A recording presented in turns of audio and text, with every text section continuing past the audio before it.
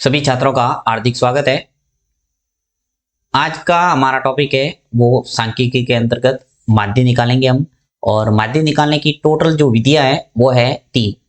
ठीक है, तीन विधियों में सबसे पहली विधि है वो है प्रत्यक्ष विधि। प्रत्यक्ष विधि। दूसरी जो विधि है वो है कल्पित माध्य विधि। कल्पित माध्य विधि। और तीसरी विधि हम पढ़ेंगे पद विचलन विधि। ठीक है, पद विचलन विधि। ये तीनों विधियां माध्य निकालने की है। और आपके एग्जाम के अंदर किसी भी मेथड को पूछा जा सकता है कि प्रत्यक्ष विधि से माध्य ज्ञात कीजिए, या कल्पित माध्य विधि से माध्य निकालिए, या पद विचलन विधि से भी माध्य आ सकता है। तो आपको तीनों विधियां अपने दिमाग में रखना है, बहुत ही सिंपल है।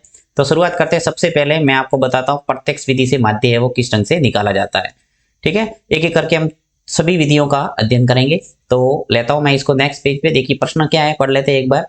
कि विद्यार्थियों के एक समूह द्वारा अपने पर्यावरण सचेतना अभियान के अंतर्गत एक सर्वेक्षण किया गया है, और जिसमें उन्होंने एक मोहल्ले के 20 घरों में लगे हुए पौधों से संबंधित निम्नलिखित आंकड़े एकत्रित किए। अब आंकड़े किसी से भी संबंधित आ सकता है, इससे कोई मतलब नहीं है। आपको क्या पूछा है वो देखना है कि माध्य पूछा है, माध्यक पूछा है, या बहुलक पूछा है। तो यहाँ पे देखिए, प्रति घर माध्य पदों की संख्या ज्ञात कीजिए, यानी आपको क्या पूछा है, माध्य। नीचे और पूछा है कि माध्य ज्ञात करने के लिए आपने किस विधि का प्रयोग किया और क्यों। ठीक है, तो ये देखते हैं प्रश्न के किस ढंग से होगा। ठीक है, तो लेता हूं मैं इसको नेक्स्ट पेज पे। ये मैंने प्रश्न ले लिया। अब यहाँ पे आपको सबसे पहले एक टेबल बनाना है, और टेबल में हम जो प्रत्यक्ष विधि में हमें जो भी चाहिए वो हम यहाँ पे फाइंड करेंगे पहले, और उसके बाद में सीधा फॉर्मूले में जो भी मान है वो आएगा वो लगाएंगे और इसका आंसर निकालेंगे। तो सबसे पहले सारणी बनाएंगे इसकी। और विधि कौन सी इस्तेमाल कर रहा हूं मैं, यहाँ लिख लेता हूं प्रत्यक्ष विधि। प्रत्यक्ष विधि। और प्रत्यक्ष विधि के अंदर आपको 4 कॉलम वाली एक टेबल बनाना है। तो मैं टेबल यहाँ खींच लेता हूं। तो इस प्रकार की आपको एक टेबल बना के वहां पे सभी मान रखने हैं। देखिए यहाँ पे सबसे पहले हमें जो आंकड़े दे रखे हैं जिससे भी संबंधित है वो लिखेंगे पौधों की संख्या। तो यहाँ लिखूंगा मैं पौधों की संख्या। सबसे पहले कॉलम में लिखेंगे पौधों की संख्या। पौधों की संख्या। ठीक है, दूसरा दे रखा है घरों की संख्या। तो यहाँ लिख लेते हैं घरों की संख्या। सवाल में जो भी दे रखा है वो आपको एज इट इज लिखना है। इन दो कॉलम के अंदर कोई अपने तरफ से परिवर्तन नहीं करना है। सिर्फ यहाँ पे देखिए घरों की संख्या है, वहां आप कर देंगे नीचे एफ आई। ये फ्रीक्वेंसी है, बारंबारता है कि घर 0 से 2 है। पौधों की संख्या कितने घरों में, एक घर में। 2 से 4 पौधे कितने, 2 घरों में। तो इस ढंग से ये फ्रीक्वेंसी है, तो वहां पे हम लिख लेंगे एफ आई। ठीक है, ये आपको ध्यान रखना है। अब देखिए पौधों की संख्या एज इट इज जो सवाल है उसको एक बार हम सभी मान लिख लेता हूं मैं। 0 से 2, 2 से 4, 4 से 6, 6 से 8, 8 से 10, यानी 2 2 का अंतराल है। 10 से 12 और 12 से 14। अंत में आपको योग करना है यहाँ, योग। ठीक है, अब देखिए घरों की संख्या दे रखी है वो मैं लिख लेता हूं सभी 1 2 3, 1 2 1 ऐसे। तो ये 1 है। 0 से 2 है वो कितने घर है, 1। फिर 2 कंटिन्यू जो सवाल है उसमें ऐसा का ऐसा आपको लिखना है। 5, फिर 6, फिर 2, और फिर आ जाएगा 3। ये मैंने पूरा सवाल है वो जो तिरछा था उसको मैंने खड़े रूप में लिख लिया। ठीक है, अब यहाँ पे जो आपको क्या करना है, यहाँ लिखेंगे वर्ग चिन्ह। ठीक है, ये आपको अपनी तरफ से कॉलम में वो जोड़ना है, वर्ग चिन्ह। वर्ग चिन्ह में नीचे आपको लिखना है एक्स आई। ठीक है, वर्ग चिन्ह को लिखते हैं एक्स आई से। अब देखो यहाँ पे वर्ग चिन्ह निकालने का तरीका क्या है वो आपको अच्छे ढंग से समझना है। ये जो वर्ग अंतराल दे रखा है 0 से 2, 2 से 4, इन दोनों में ये जो है इसको बोलते हैं निम्न सीमा और इसको बोलते हैं उच्च सीमा। तो आपको क्या करना है, निम्न सीमा और उच्च सीमा इन दोनों को जोड़ के निम्न सीमा प्लस उच्च सीमा, इन दोनों को जोड़ के 2 का भाग देना है और तो आएगा हमारा वर्ग चिन्ह। तो देखिए 0 और 2 को जोड़ूंगा मैं, 0 प्लस 2, इनको जोड़ा और 2 का भाग दिया तो 0 और 2 मिलके कितने हो गए 2, और 2 का भाग देंगे तो क्या आएगा 1। फिर देखिए वर्ग चिन्ह पहला पहला 1 आ गया, फिर यहाँ पे जोड़ना है ये 2 और 4, तो 2 और 4 को जोड़ेंगे तो क्या आएगा 2 प्लस 4, इन दोनों को जोड़ा और 2 का भाग दिया तो 2 और 4 जोड़ा कितना आ गया 6, और 6 में 2 का भाग दूंगा तो क्या आएगा 3। तो इस ढंग से आपको पूरे वर्ग चिन्ह के मान है वो लिखने हैं। तो मैं इसको यहां से वापस व्यवस्थित कर देता हूं।